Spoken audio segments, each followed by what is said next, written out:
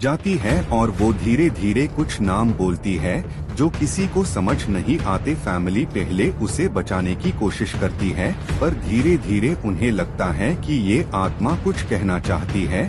फिर एक दिन हस्बैंड सच जानने के लिए निकल पड़ता है। वो पुराने अखबार ढूंढता है, पुलिस की फाइल्स देखता है और गांव के बुजुर्ग लोगों से बात करता है। तब उससे पता चलता है कि कई साल पहले उसी घर में एक सीधी साड़ी लड़की रहती थी जिसे गांव के कुछ ताकतवर लोगों ने झूठे इल्जाम में फंसा दिया था। उसके साथ बहुत बुरा हुआ और उसकी मौत को सुसाइड बताकर दबा दिया गया था। उसकी चीख और सच किसी ने नहीं सुना और तब से उसकी आत्मा उस घर में फांसी हुई है।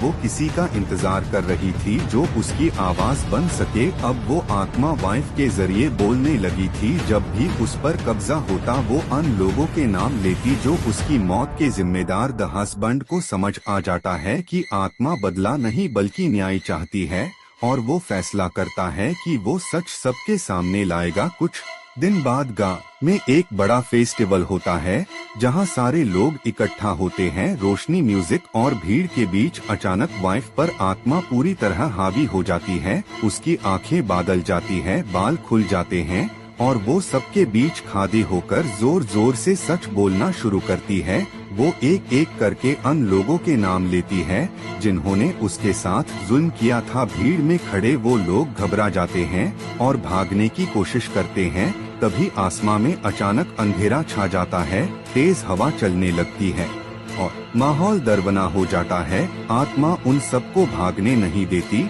और एक एक करके उन्हें उनके गुनाह की सजा मिलती है।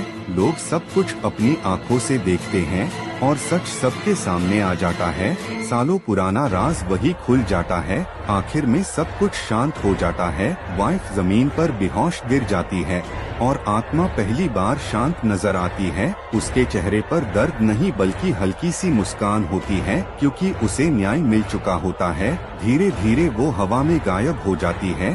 सुबह होने पर घर बिल्कुल शांत होता है, ना कोई आवाज ना कोई डर, जैसे सालों पुराना बोझ खत्म हो गया हो और घर फिर से सिर्फ एक खाली इमारत बनकर रह गया हो।